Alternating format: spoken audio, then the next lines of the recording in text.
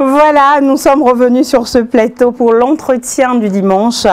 Guy Kodja, l'invité de l'entretien du dimanche, est le vice-président chargé de l'administration de l'UDBN. C'est donc en sa qualité de numéro 2 du parti qu'il est ici aujourd'hui pour apporter éclairage à bon nombre de questions que nous nous posons.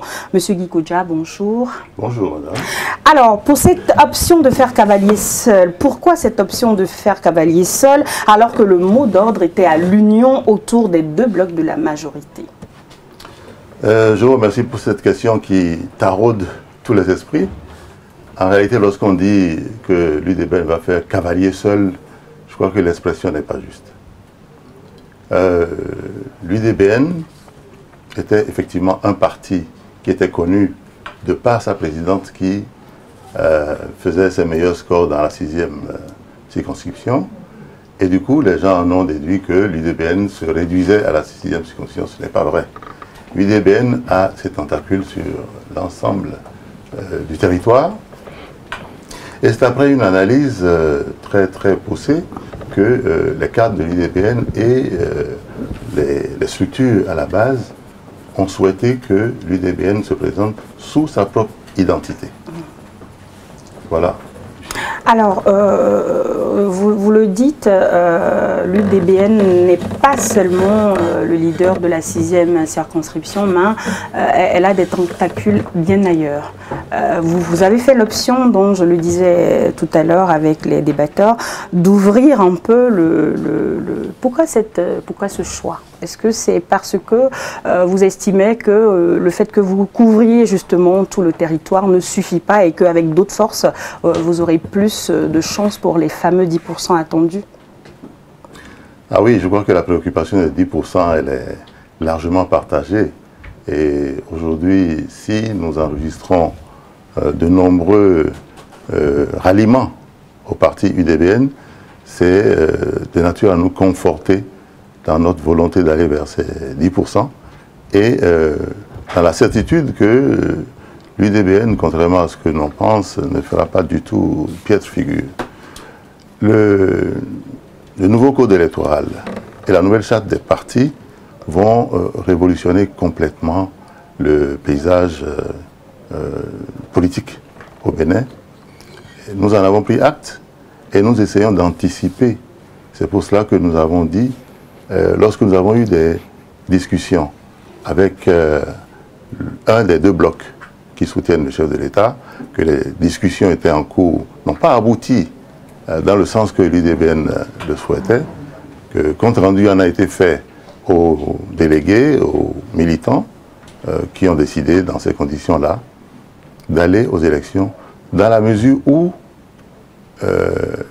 ils se disent que sur le terrain, ils ont suffisamment travaillé, ils enregistrent suffisamment de ralliements à la cause de l'UDBN pour penser que l'UDBN peut aller seul.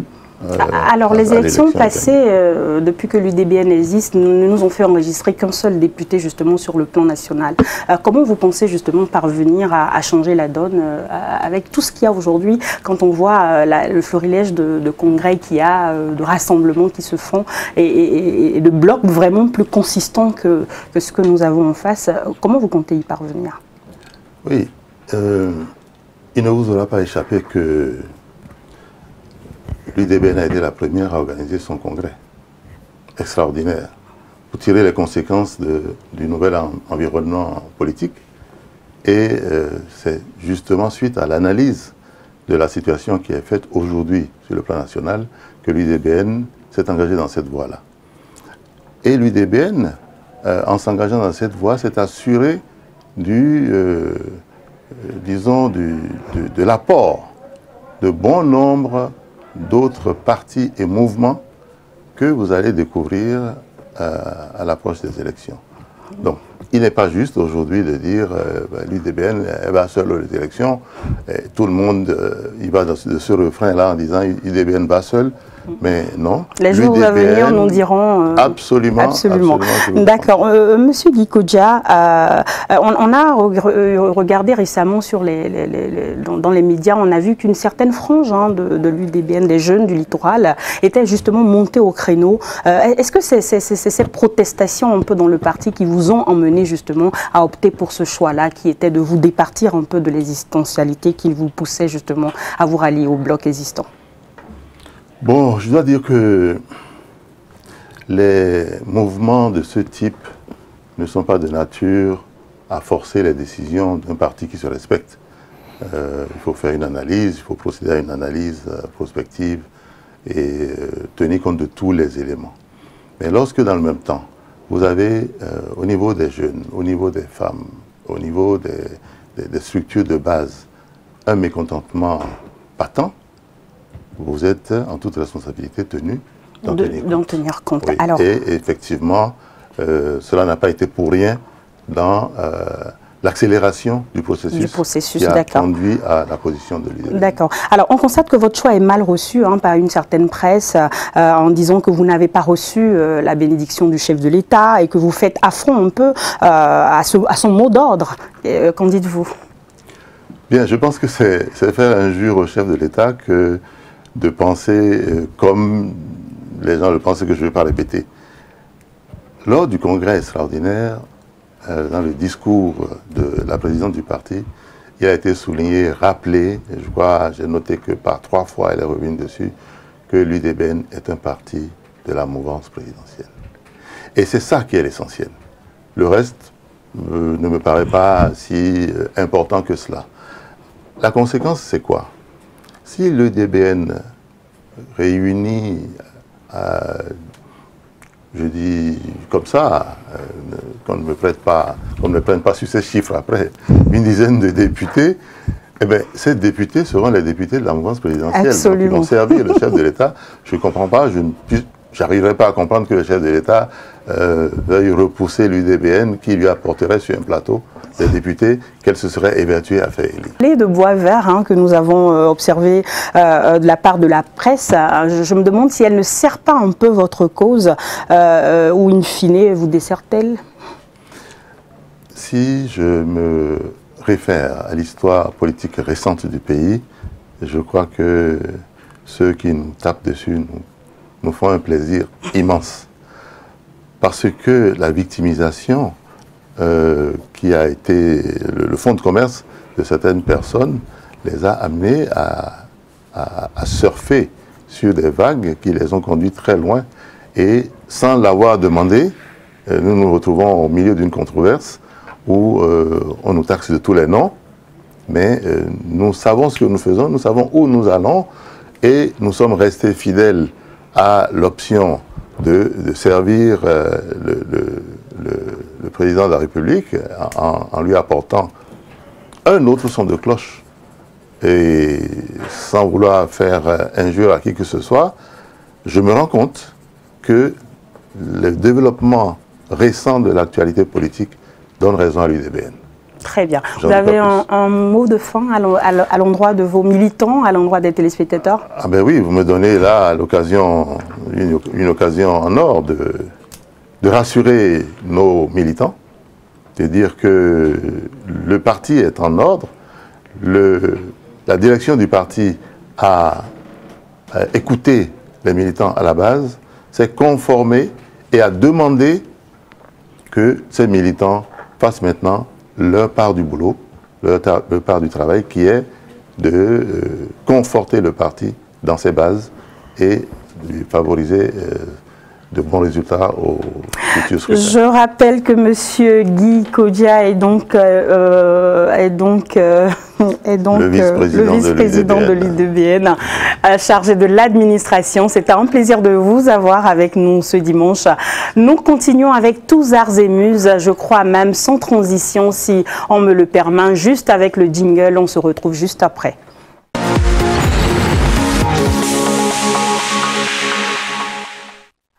Malheureusement, Jamil et moi, on est bien déconfits. Heureusement que Pépé est toujours là. Il était annoncé, on n'a pas compris ce qui s'est passé jusqu'à tout à l'heure encore, on l'avait, qui nous confirmait sa présence. Joss Sounoum, malheureusement, ne sera pas là. Il a dû être empêché à la dernière minute.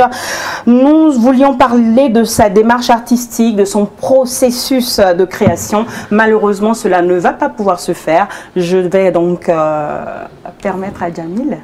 Oui, je vais dire, moi je vais dire là tout de suite que nous avons Pepe Oleka. Ah ben oui, hein. Oui, et quand même. Et c'est pour mon plaisir personnel. Voilà, donc quoi, qu'est-ce qu'on fait? On commence par le live ou je l'emmerde avec ma question? Quand même, pareil.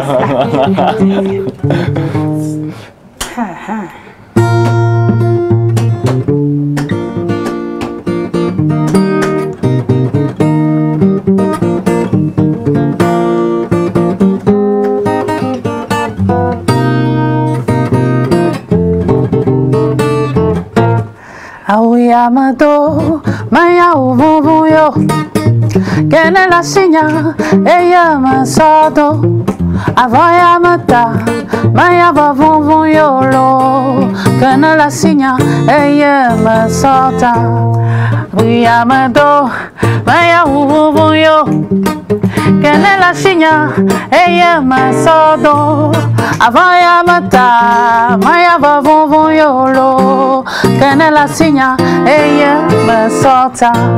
Agbeya ma mieva, me chama kwetoye. Gakato alekmea, tonya la nyolo. Jigodi, asi uno kata.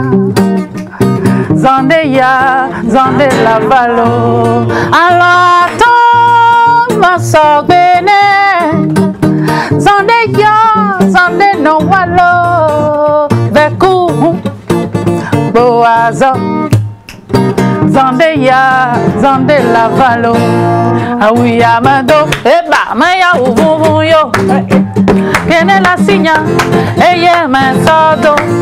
Avoya mata, maya bavuvu yo lo. Kene la signa, eye me sodo. No te towa la bagnolo, e la bagnolo. No te towa la bagnolo, e la bagnolo. No te towa la bagnolo, e la bagnolo. No te towa la bagnolo, e la bagnolo.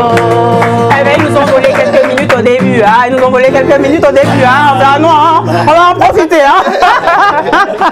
Voilà, merci en tout cas à Pepe Leke et à Fifi, hein. Merci vraiment pour cette pureté dans la voix. C'est toujours intense de voir en a cappella comment des personnes sont capables de nous transporter aussi loin. Beaucoup de courage à vous qui rehaussez la musique béninoise. Et j'ai même peut-être le temps de demander, quand on sait que le monde de la musique va super vite et fast, est-ce qu'on a une pression quelconque? Moi, je ne suis pas pressée. Voilà. J'adore sa zen attitude. Je ne suis pas pressée. Et en général, et plus ça va, je pense que je gagne en maturité. Et plus ça va, plus je suis contente d'avoir choisi ce chemin, de ne pas être pressée. Musicalement parlant, hein. Après dans les autres choses il faut faire vite, hein. faut aller avec le monde, mais musicalement je ne suis pas pressée, j'ai jamais été pressée. Je sais qu'il y a quand même un album en préparation. Bien sûr, je suis en résidence en ce moment, notamment aussi avec Fifi, et oui, bien sûr, l'album est prêt pour l'année prochaine et elle est prête. On sera encore là en ce moment pour l'annoncer. Bien sûr. Une dernière peut-être, comment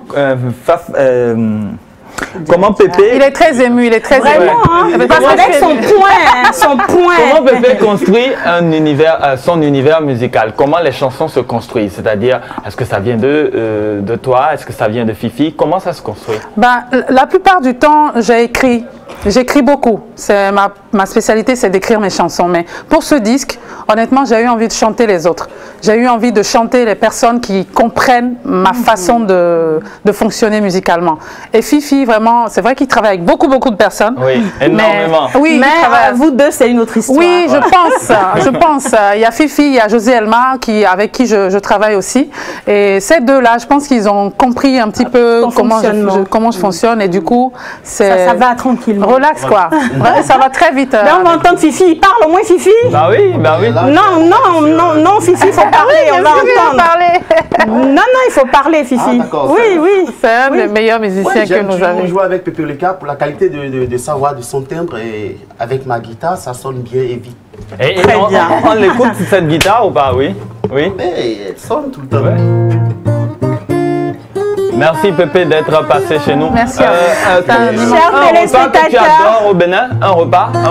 il y a M. Kodia qui était en train de... Non, je veux dire que le texte était très philosophique. Tout à fait. Pour le peu que je comprends de lever. Merci beaucoup. Ouais, En tout cas, nous je veux que tu continuons. m'invites en fait. Il n'y a pas de problème. Nous continuons d'y croire, vous l'avez constaté. Nous allons demander à Fifi de hausser les décibels. Nous allons partir en musique, allez-y.